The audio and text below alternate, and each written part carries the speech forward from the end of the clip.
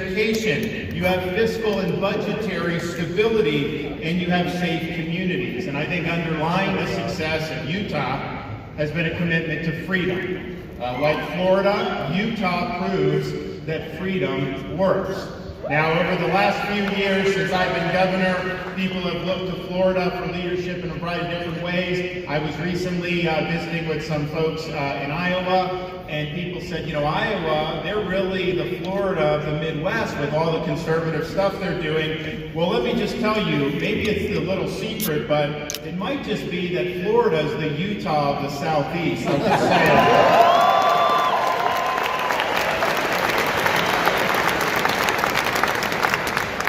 Feel fortunate to live here, just as I'm fortunate to live and work in the state of Florida, because throughout our country, we're engaged in a battle to preserve the cause of liberty. Ronald Reagan once said, freedom is one generation away from extinction, that it's not passed along in the bloodstream. It must be cultivated and fought for. And I must say, for most of my life, when I would hear that quote, I thought it was a good quote, but I thought it was a little bit much. I thought it was hyperbole. We are Americans. After all, isn't freedom in our DNA? Isn't this something that just runs as a matter of course? But I think if you've looked what's happened over the last few years, I don't think anybody could have lived through this experience where we saw churches forcibly shuttered in states that allowed liquor stores and strip clubs to operate, where we saw people's freedoms come under attack like never before. Freedom is fragile. Freedom can be squandered. And so we are proud of earning the moniker of the free state of Florida, but this is not something that was preordained. And we came very close to taking a much different path. When I got elected governor in 2018, it was by 32,000 votes. Over 8 million votes had been cast in that election. It was less than 0.5% for a victory margin. And in reality, that was not out of the ordinary for Florida elections. You look at the previous decade in president elections, governor elections, 2010 all the way to 2018, all those races, 1-point margins, one direction or the other. And so I'm coming into a situation where the state is viewed as evenly balanced politically, swing state, and I was told, listen, don't rock the boat. Keep your head down. You may not want to make waves going in there because you may upset this political balance that we have in the state of Florida, and if you make some wrong moves, you'll upset it in favor of the Democrats, and then you'll tip the state to them. And I understood that, and honestly, it was not crazy advice, but I rejected that advice.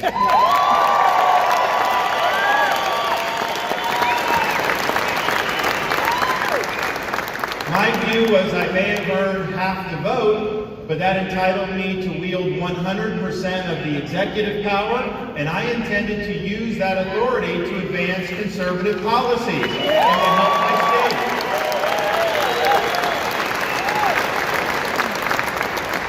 state. We would do that by governing on the basis of conviction, not putting our finger in the wind and trying to get ahead of wherever public opinion may be blowing. I said going in, and to this day it's true, we have never taken a single poll about any issue about telling me what to do as governor. I don't think you govern by polls.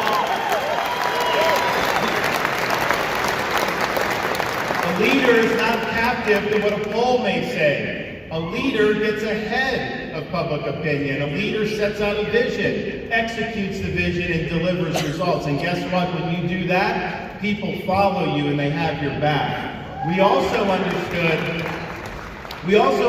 that you could have the best ideas in the world as an executive. You can make the best decisions in the world. You can have a great policy agenda. But if you don't have a cadre of people serving in your administration who share that agenda, and you're going to put the interests of the state and the community ahead of whatever personal agenda or personal interest they're bringing, then none of it's going to amount to very much, because those are the folks that have to carry out the vision. And so we told people, if you're bringing anything else to this job other than what's in the best interest of the people of Florida and to satisfy the promises we made to them, then pack your bags right now. You have no place in this administration.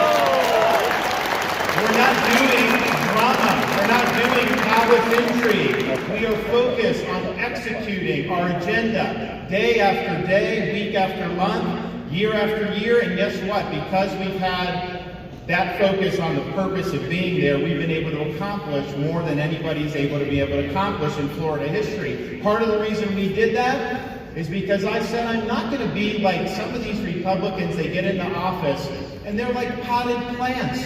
They don't do anything. They wait for all this stuff to happen. Some of them don't like making decisions, because as a leader, anytime you make a decision, there's going to be people that like it, and then there's going to be some people that don't. So one way not to alienate anyone is just not to do anything. But that's not leadership. So we said,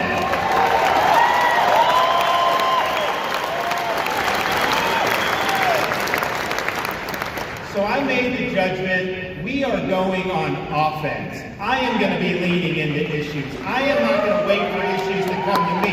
I'm not going to let the left define the terms of the debate. I'm not going to let the media determine the narrative. We are going to create it through our action.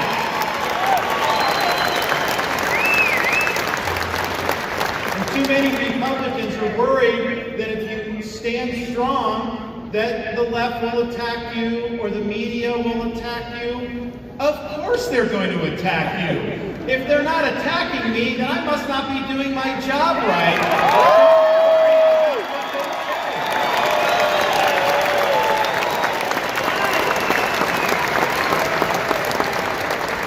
And the final thing I said is, and Mike had mentioned, I served as a U.S. congressman for a short time. I have recovered from that experience, mind you, don't worry.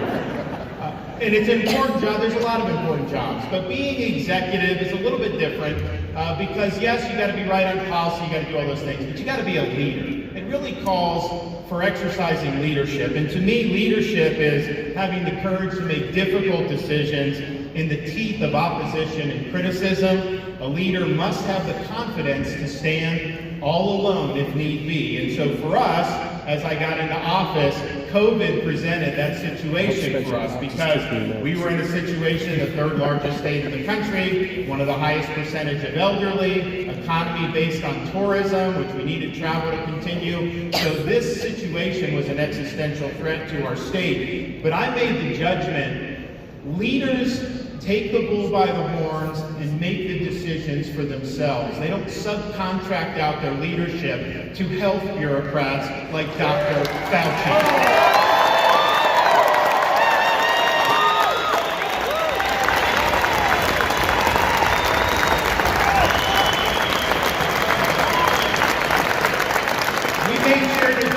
Was right. And when we were doing that, a lot of those decisions were very, very lonely. No governor in this country was attacked more relentlessly during then, actually during now too, but certainly during then, than me. And I'll tell you, I had a lot of my supporters and friends that were saying, man, they are just killing you. I know you think you're doing the right thing, but you need to maybe trim your sails a little bit here because politically you may not be able to recover if they keep filleting you like this. And my view is a leader is going to put the interests of the people he represents above his own political interests. You got to be more concerned with saving the jobs of the people you represent than in protecting your own job. So I was totally willing to let the chips fall where they may, knowing that we did the right thing. And in hindsight, now people look back, and most of the people that opposed what we were doing, to have businesses open, kids in school, the whole 9 yards, they act like they supported what we did all along. But they didn't. But we stood strong, and Florida is better as a result of our leadership during that time. Fast forward 4 years. We came in with 32,000 vote margin. Stand for election in November of 22. We don't win by half a percentage point or 32,000 votes. We win re-election by over 1.5 million votes, the highest percentage of the vote that any Republican has ever achieved in a governor's race in Florida, we were able to do well across the board and across demographics. We won over 60% of the Hispanic vote. We won independent voters by 18 percentage points. We were able to win women voters by 8 percentage points, and we took previously blue urban counties like Miami-Dade and flipped those counties red for the first time in a long time.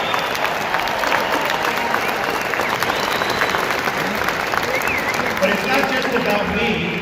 I was leading the ticket, but I had a responsibility to make sure everybody running on our Republican ticket had support and was able to get into office in the races that we were competitive in. And so we helped both houses of our state legislature, and we helped people running for school board throughout the state of Florida.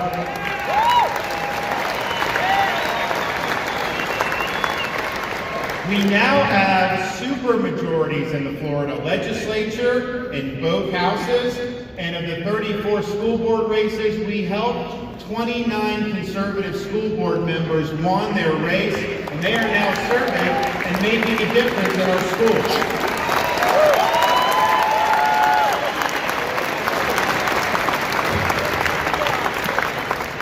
November's election and the results made it so that starting in January, for the first time since the era of the Civil War, there is not one single solitary Democrat elected to statewide office in the Sunshine State.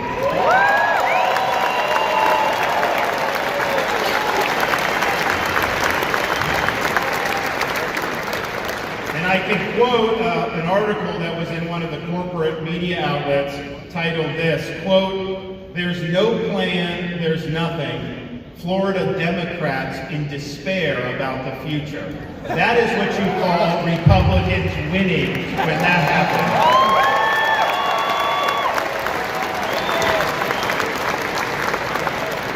So at the end of the day, we were able to do that because Florida voters responded to our efforts. They saw that Florida was leading the way on so many different issues, and the results have been incredible. Florida is #1 in the nation for net in-migration since I've been governor. We are currently the fastest growing state in the United States. We rank #1 for new business formations. We rank #1 in tourism, #1 in economic freedom, although Utah probably gives us a run for the money on that. #1 in education freedom, #1 in parental involvement in education.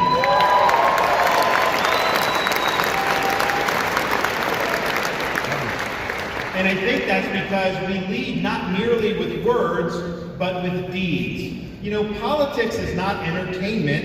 It's not about building a brand. It's not about virtue signaling on social media. It is about delivering results. And our record in Florida of producing results has been second to none. Just since the election in November, we have already done the following. We enacted a 50% reduction in tolls for Florida commuters throughout our state, largest toll relief in history. We've enacted universal education savings accounts so we will remain #1 in school choice across the country. We have stood for life by enacting the heartbeat bill in the state of Florida.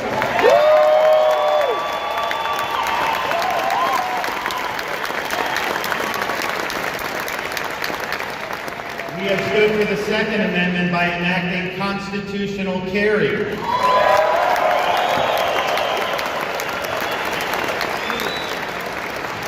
We have formally stripped Disney of its self-governing status.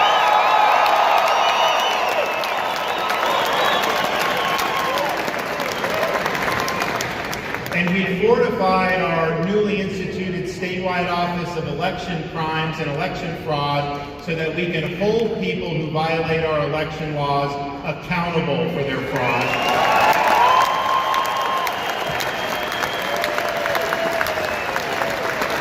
And over the next 3 or 4 weeks, because our legislature is still in session, they will enact legislation that I will sign to do the following. We are going to kneecap ESG in the state of Florida.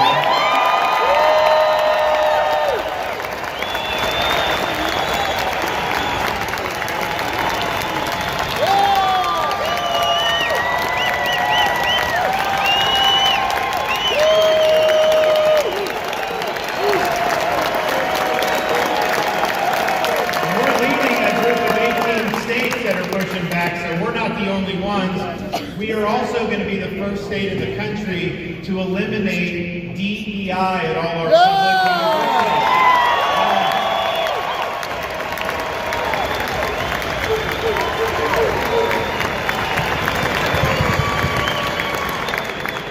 We're going to prohibit land purchases by entities controlled or related to the CCP.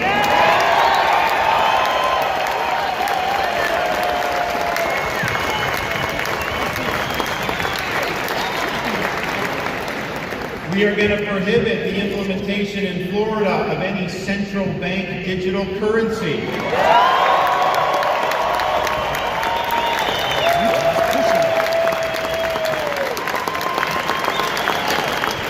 We're going to enact the largest tax relief in the history of the state of Florida, which is going to include permanent sales tax exclusion on all baby items. So newborns come, parents don't have to pay tax on cribs, strollers, clothes, wipes, diapers, none of it. Raise your kids tax-free.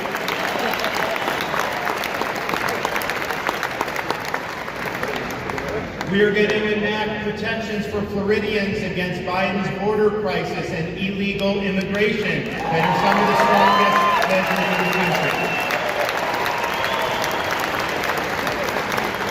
And while we've already done this through our medical board, and it's sad that we have to do this, and I know Utah has had to do, we are going to prohibit for minors gender surgeries and puberty.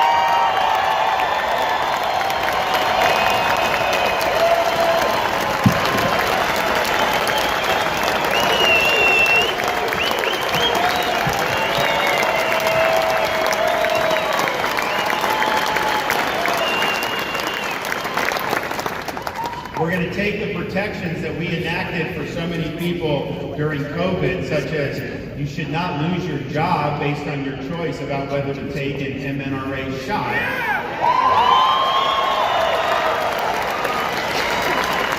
School children cannot be mandated to take the COVID jab.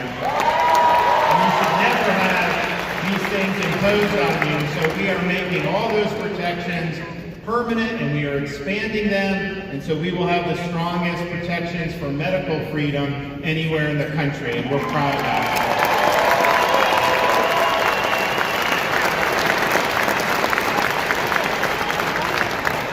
We are going to enact the largest increase in teacher salaries in the history of Florida, but we're going to do it in a way where the money only goes to the teachers, not to the unions.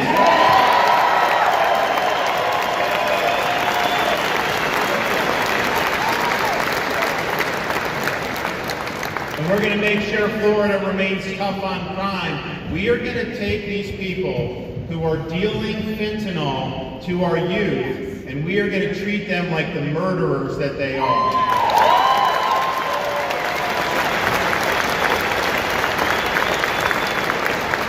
Not bad for 4 or 5 months worth of work, right? I'm just saying, it's good stuff. But what I think Florida shows is that leadership matters and that being bold gets rewarded. When it comes to vision, when it comes to principles, when it comes to policies, the people of Utah, of Florida, and I believe of the United States, they side with us against the radical left. I mean, think about how Utah governs itself. Think about how Florida governs itself in terms of fiscal and economic policy. Now, Florida, we have no state income tax. You guys should try that sometime.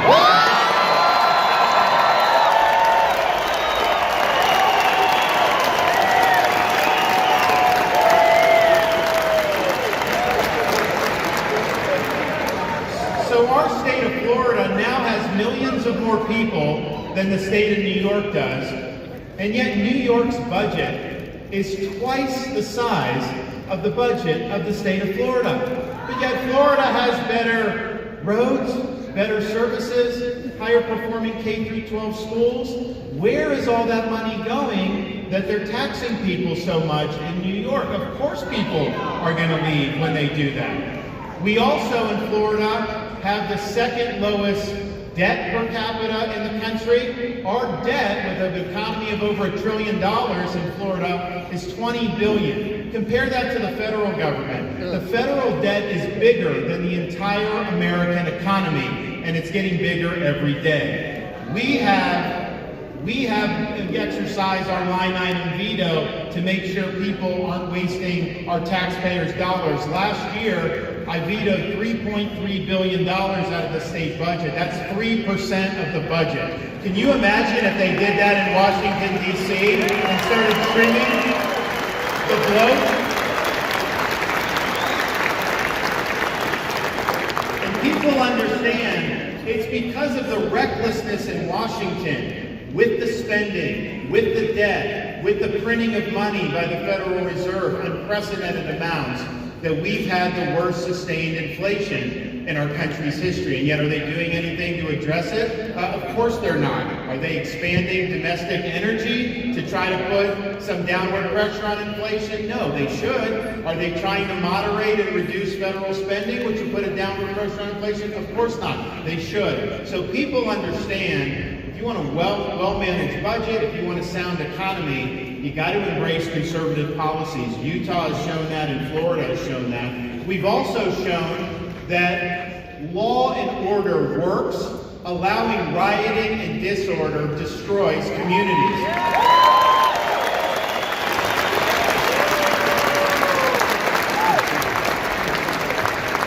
You see all these cities spiraling out of control over the last few years, and yet you look at Florida, our crime rate is at a 50-year low. We reject the idea of defunding law enforcement. In fact,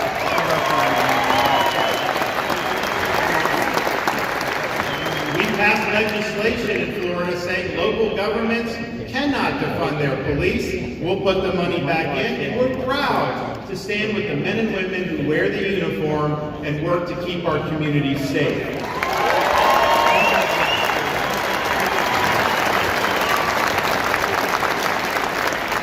When the BLM riots broke out in 2020 in other cities across the country, I immediately mobilized the National Guard in Florida. We dispatched state law enforcement agencies, and we made it very clear, you're not burning down cities in the state of Florida, and it didn't happen. We've even done legislation to ensure that if someone does riot, if they do loot, if they do engage in mob violence, it's not going to be like they do in Portland, where they take their mugshot and just slap them on the wrist. No, in Florida, you're not getting a slap on the wrist, you're getting the inside of the jail cell, because we're holding them.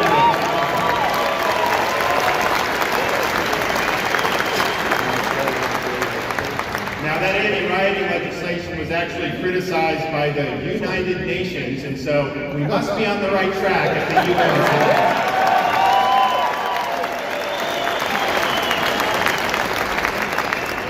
We also reject the emergence of progressive prosecutors, usually funded by people like George Soros, who get into office and they manipulate the law to pursue ideology. They refuse to enforce laws they don't like, and they weaponize their office to advance a partisan political agenda. When we had one of those prosecutors in Tampa, in Florida, who said he was not going to abide by the laws of our state, I removed him from his post.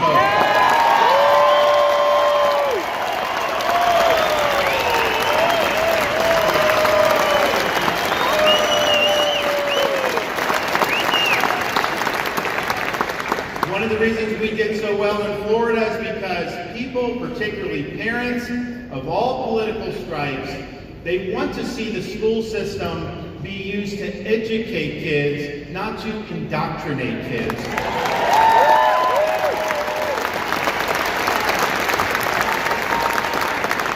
We've enacted legislation to protect the rights of parents to direct the education and upbringing of their kids. Parents need to have a role in the schools. They need to have access to the curriculum that's being used in the schools. We've had a number of parents use our transparency legislation to object to books that have pornography in it in schools. And they object, and it gets taken out.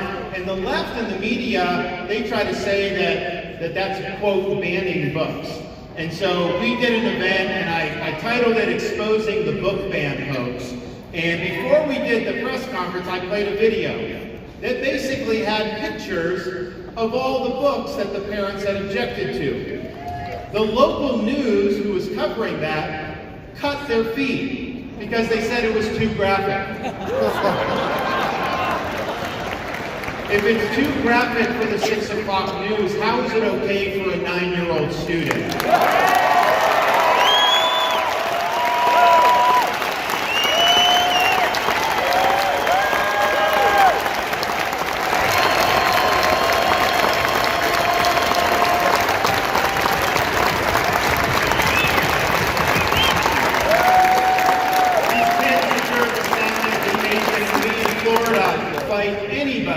Seeking to rob them of their innocence.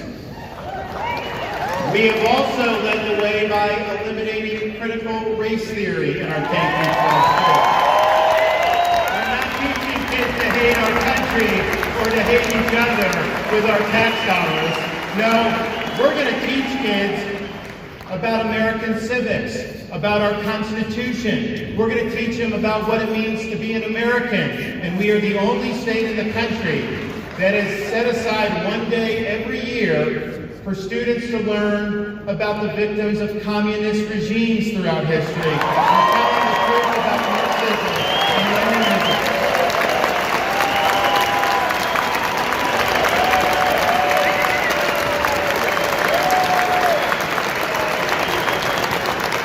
And of course, I see these education issues through the lens of a governor, but I also see them through the lens of a dad. 6, a 5, and 3-year-old, and my wife and I think most parents here and around the country, just believe that kids should be able to go to school, they should be able to watch cartoons, they should just be able to be kids without having somebody's agenda shoved down their throat.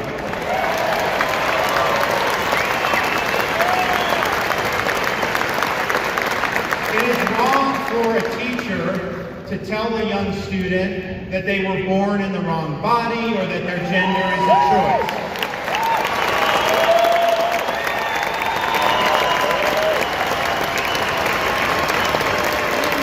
And we made sure that we clarified that in Florida law. The left didn't like that much. A lot of the media didn't like that much. Disney didn't like that much. But you know, they don't run the state of Florida. We run the state of Florida, and we are going to do what's right for the children of Florida. And when it came to having to deal with this one company that had basically run the state for 50 years, that actually operated its own government, can you imagine that? With no accountability, was exempt from laws that everybody else had to follow. That arrangement did not work for us in Florida. We are not going to allow massive corporate welfare, period, but especially for a company that is going down the road of having gender ideology in elementary school. So we said that was wrong, and we removed the self-governing status after almost 60 years.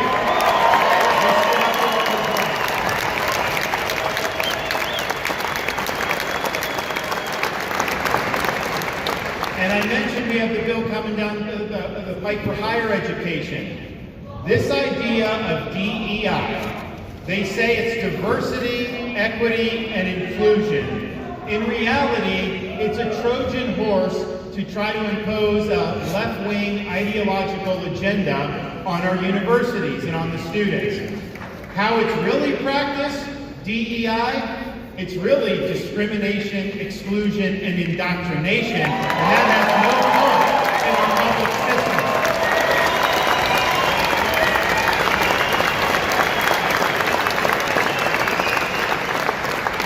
The people believe with us that the rule of law matters, and that our borders and our national sovereignty matters. They don't want open borders. They don't want to see fentanyl pouring across the country in such numbers that we had over 105,000 overdose deaths last year alone, the majority caused by fentanyl. They don't want criminal aliens coming across the border, and they certainly don't want people, as has happened, coming across the border who are on our own government's terrorist watch list.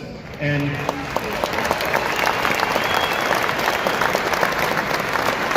Florida, we have sent people to help Texas, to help fortify the border. We have banned sanctuary cities in the state of Florida.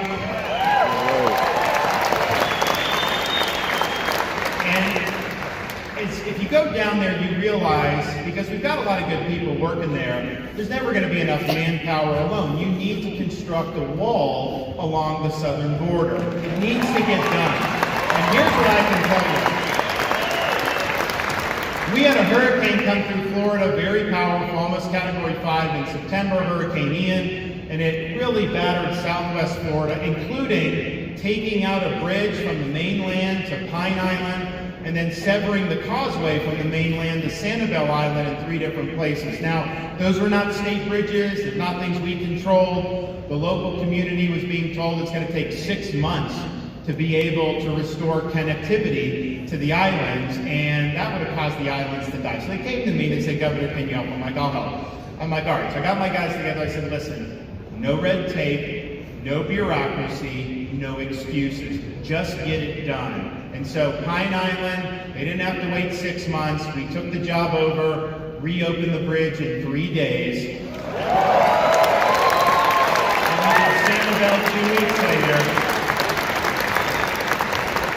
And I raised that just because I am willing to send my Florida guys to the southern border to build the wall. So Joe, send us in, put us in, we'll get it done.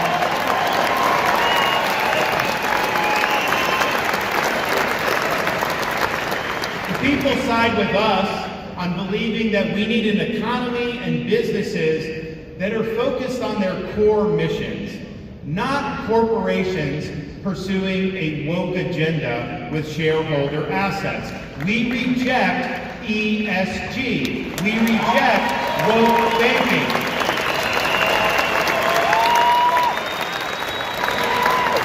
We're not going to let these massive companies do an end run around our constitutional system by trying to do through the business sphere what they could never get through the medium of elections. People will not vote for you if you're attacking domestic energy. They will not vote for you if you're attacking Second Amendment rights or religious freedom. So don't let them go around the constitutional system. Don't let them change our culture or change our policies through the whims of people who may be very wealthy but have never been elected to anything. And so we believe that ESG and the like is fundamentally wrong, and we need to stop the woke from taking over our economy.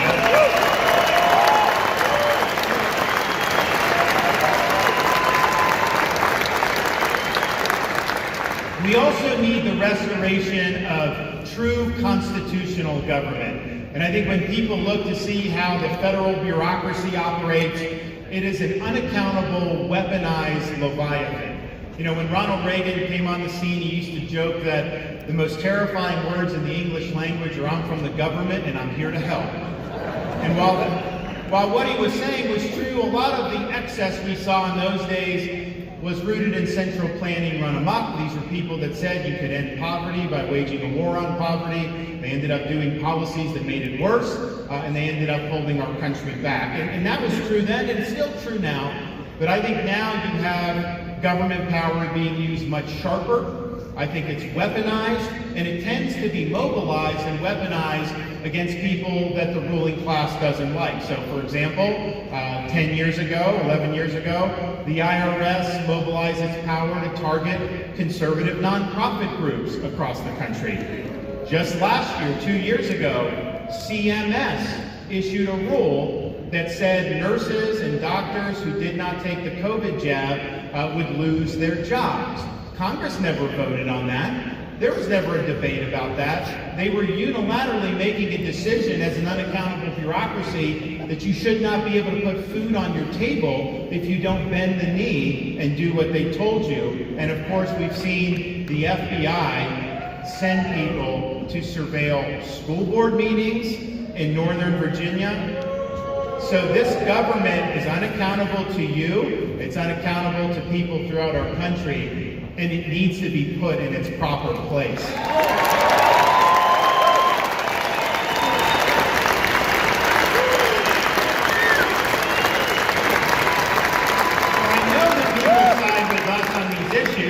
Because the last many years have been a test of where the people stand on all these issues. You have seen people flood jurisdictions or flee jurisdictions controlled by leftist politicians imposing leftist ideology, and they go to places like Utah, like Texas, like Florida to seek greener pastures. In fact, this great American exodus, Florida has served as the promised land of sanity, a place where freedom would reign supreme and where they could live productive lives. I have to watch election results in other parts of the country because, like Chicago, they just elected someone even more left. I can tell you, I'm going to see more people moving to Naples as a result of that election. That's just the way it works. The reason why people are fleeing is because these states and cities have embraced faddish ideology at the expense of enduring principles. They've harmed public safety by coddling criminals and attacking the men and women of law enforcement. They've imposed unreasonable burdens on taxpayers, all to finance unfathomable levels of public spending. They have harmed education by locking kids out of school and by subordinating the interests of students and parents to partisan interest groups and to ideological indoctrination. And of course, especially during COVID, they imposed medical authoritarianism, restrictions and mandates that were not about your health. It was about their ability to control your behavior, and it was wrong.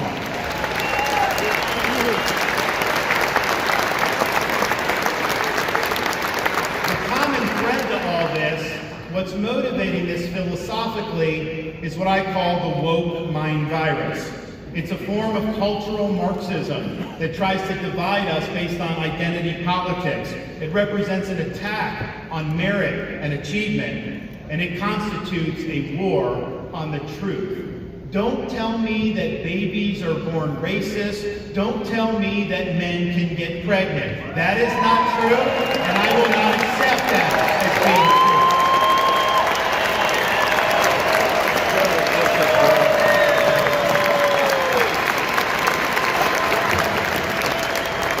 Reject the woke ideology. We will not allow truth, reality, and facts to become optional.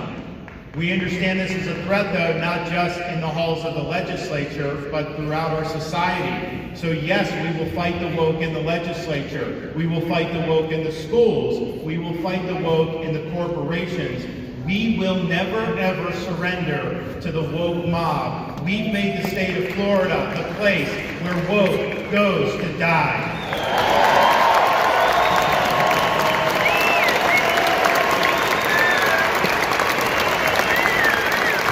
And we have no choice, because the left in this country is playing for keeps. And as I look ahead to 2024, I believe the Democrats are able to sweep the offices again, win the presidency in both houses of Congress.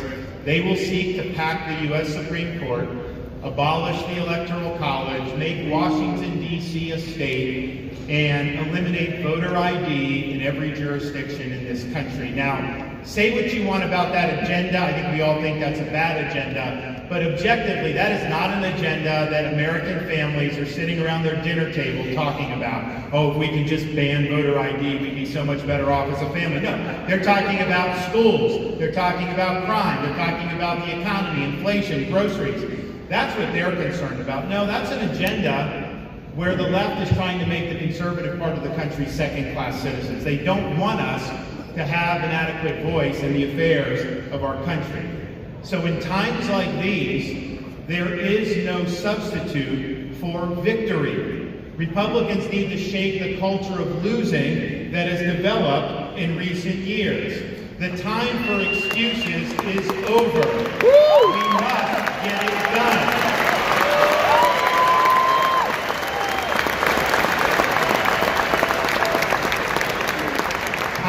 confident that if the election in 24 is a referendum on Joe Biden's failures, and if we as Republicans provide a fresh vision for American revival, then Republicans will win all across the country.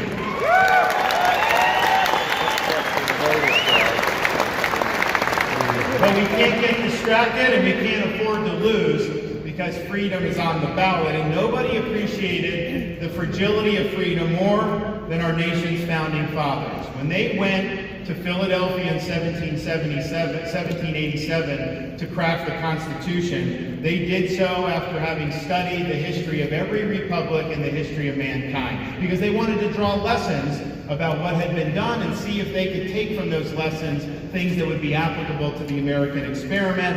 And they really only found one thing that all those republics had in common throughout history, and it was this: every one of them had failed. And so they understood it fell to the United States of America to determine, could people really govern themselves?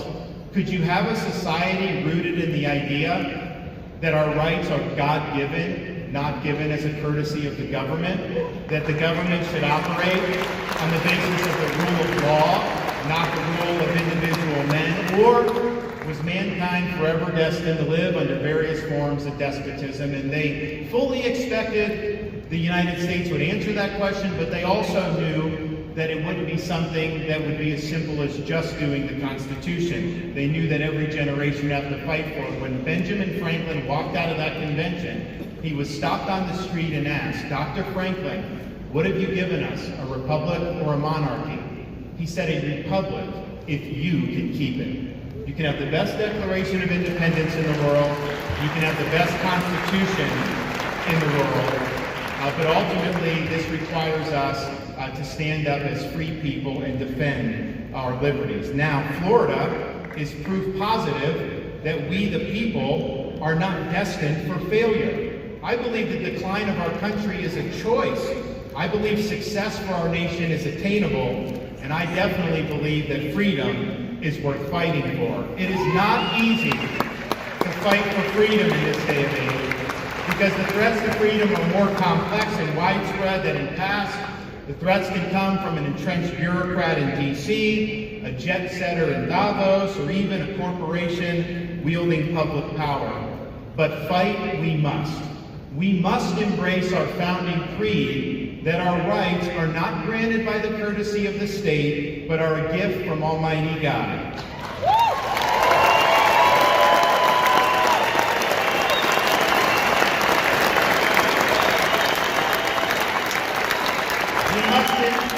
We must reject the idea that self-government can be subcontracted out to technocratic elites and bureaucrats who reduce human beings to mere data points. We must insist on the restoration of time-tested constitutional principles so that government of, by, and for the people shall not perish from this earth. Florida has led, Utah has led in preserving what the founder of our country called the sacred fire of liberty. This is a fire that burned in Independence Hall in 1776 when 56 men pledged their lives, their fortunes, and their sacred honor to establish a nation conceived in liberty. It's a fire that burned at a cemetery in Gettysburg when our nation's first Republican president pledged this nation to a new birth of freedom. It's a fire that burned among the boys who stormed the beaches of Normandy to liberate a continent and to free the world. It's a fire that infused a young preacher's dream, relayed at the steps of the Lincoln Memorial that the Declaration of Independence says what it meant and meant what it said, that all men are created equal.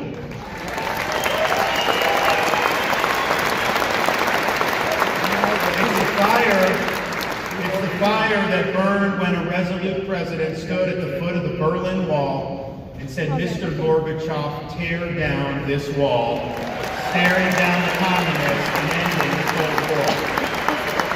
So it's our responsibility to carry this torch. It's not a responsibility we should run from. It's a responsibility we should welcome. It will not be easy. Leadership is not cost-free. The left will come loaded for bear. But I also think the sacrifices we are supposed to make and are called upon to make pale in comparison to so many sacrifices that people have made throughout American history. When I would fly to Washington, D.C. as a U.S. congressman, we would sometimes take a route going into Reagan Airport that was flush parallel to the National Mall. So if you looked out the left side of the plane, you saw beautiful vistas of the Lincoln Memorial, the reflecting pool, the Washington Monument, up on the hill perched, the U.S. Capitol building, and you'd think, man, this is really inspiring. This is kind of the ideals that made our country great, to see those monuments like that, and the tourists loved it. As I started to do that several times, I started looking out the other side of the plane, and it occurred to me that those were really where the best monuments for our country were. Now, when you're looking out the right side of the plane, you're looking over the Potomac River. You're seeing monuments that are very nondescript, very discreet, arranged, very orderly over rolling hills in a place called Arlington National Cemetery. And it occurred to me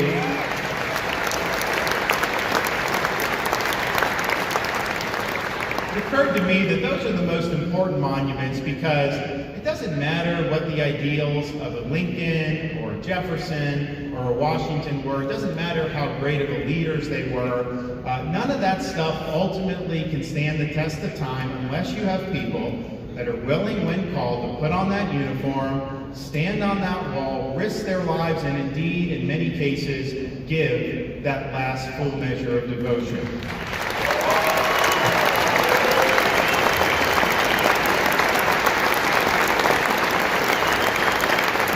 So let's honor their sacrifice through our hard work. We are not called upon to give sacrifices that level. We are merely called upon to be on our guard. We're called to stand firm. We're called to be courageous. And we are called to be strong. We're proud of what we've accomplished in the state of Florida, but I can tell you this, I've only begun to fight. Thank you all. Thank you for that.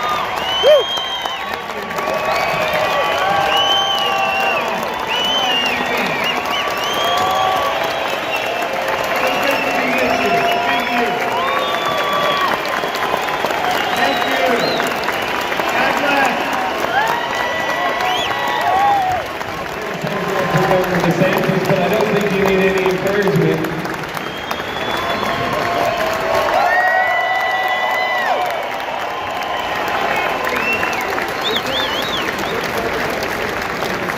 Thank you, Governor DeSantis, for your time. I know you're on a busy schedule lately, so thank you very much.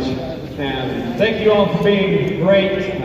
This is going to be an excellent day. Back to the order of business. Right now, we are going to hear from some of our very own. First, we are going to hear from Governor Cox, then we're going to hear from Speaker Brad Wilson, then we're going to hear from Senate President Stuart Adams, and then our Lieutenant Governor, Deidre Henderson. You don't want to sit. Governor Cox. You don't want to sit too close. I just need a little room. Thanks for using this one. Ladies and gentlemen, welcome.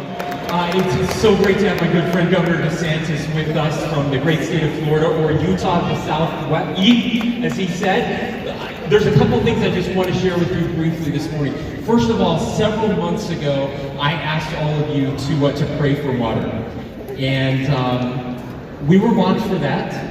But let me just tell you that there were two miracles that occurred. The first miracle was not the incredible snow and rain. Cox loves DEI. The first miracle was that the people of the state of Utah conserved 10 billion gallons of water. That is the first miracle. The second miracle was this incredible record-shattering snowfall that we received. And I want to thank you for taking your time to volunteer, to fill sandbags, to help our neighbors. That is the Utah way. Thank you for praying. Thank you for showing your faith through your works.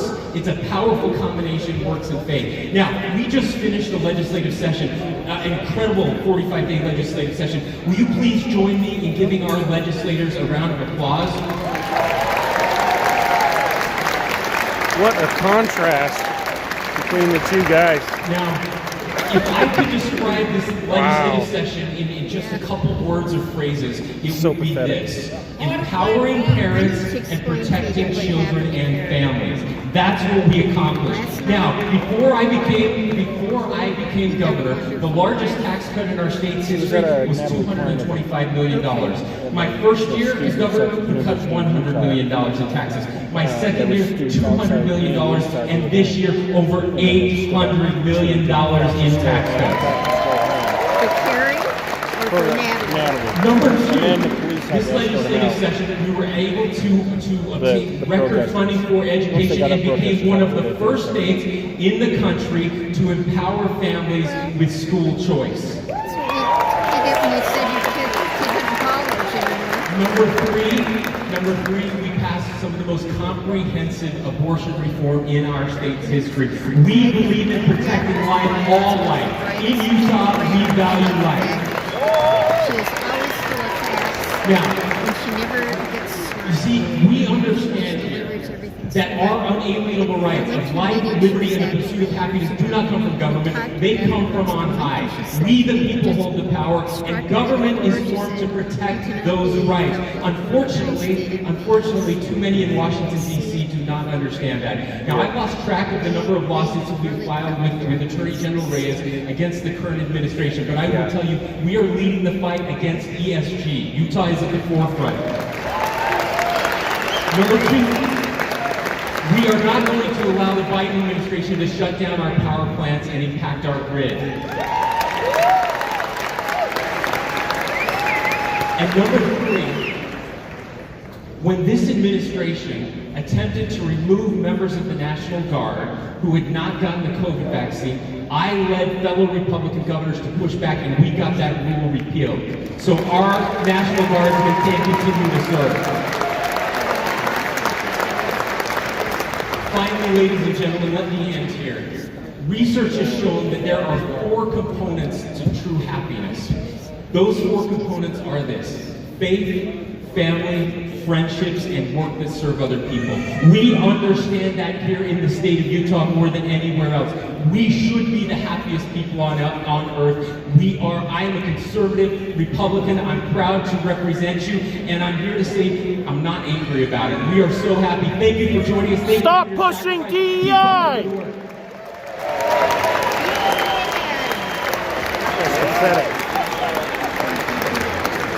Thank you, Governor. You're weak, Cox! Welcome to the stage, current House Speaker Brad Wilson.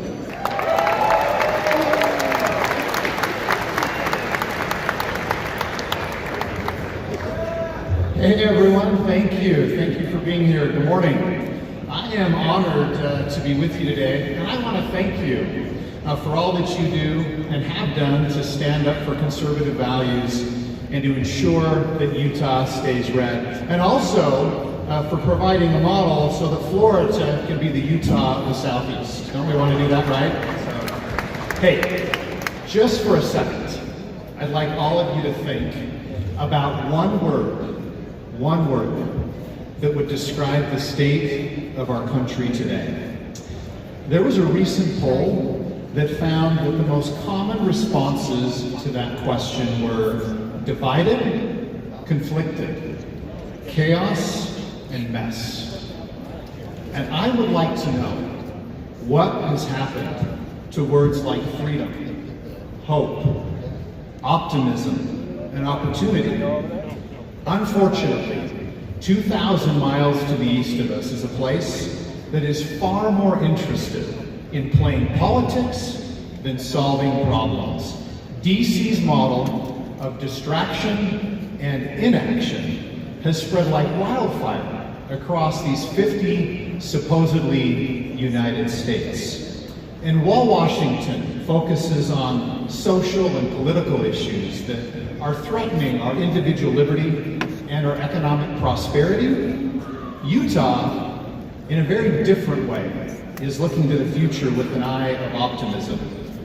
Here in our state, we remain rooted in who we are, rooted in conservative values and hard work, sacrifice and personal responsibility. These are things that DC could learn from the Beehive State.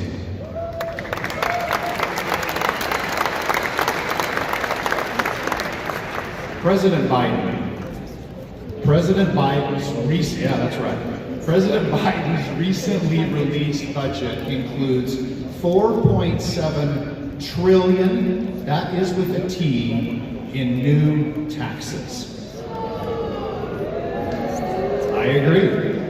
And that tax hike comes on top of Washington's skyrocketing spending, out of control money printing policies, and recklessly rising interest rates.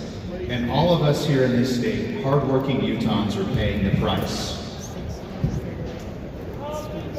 Here in Utah, we know that the secret to a strong and family-friendly economy is to allow you to keep more of your hard-earned money in your pockets instead of in government coffers. And to that extent, the Republicans in the House and Senate just cut your taxes again. We cut your income taxes. We cut your gas taxes.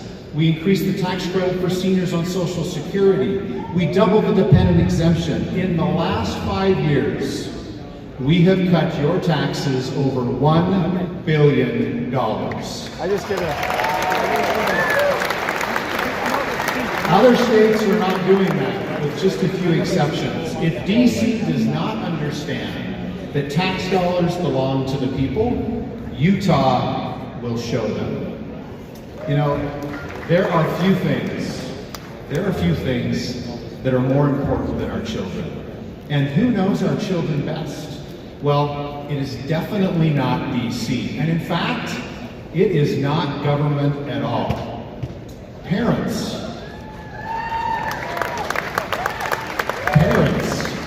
should choose the school and the education path that best fits their child. And that's why Utah just became the first state in the country to pass school choice legislation with a super majority vote.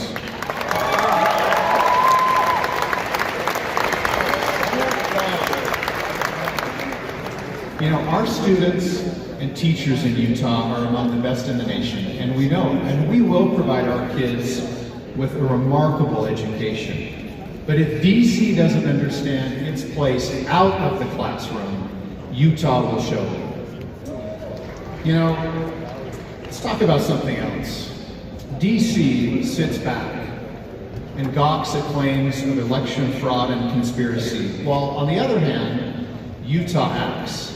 We know that without safe and secure elections, that democracy stands at risk. And while Utah has some of the safest and most reliable elections in the nation, it does not mean that we can turn a blind eye. We cannot turn a blind eye to rare opportunities for improvement. So after this legislative session, with bills we've passed, an audit will occur after every election cycle. If DC's not going to act on election integrity, Utah will show them.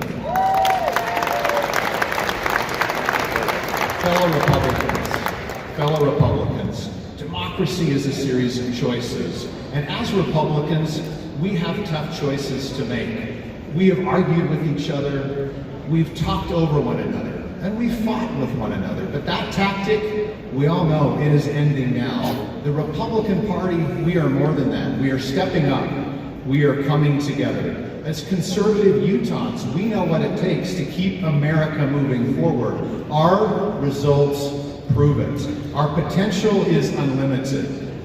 Our future is bright in this state, and I would not trade places with any other state in this nation. I am proud to be a Republican, and I am even more proud to be a lifelong Utahn.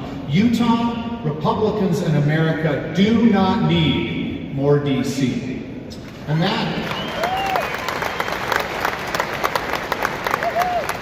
that in part is why I'm actually exploring a run for the U.S. Senate.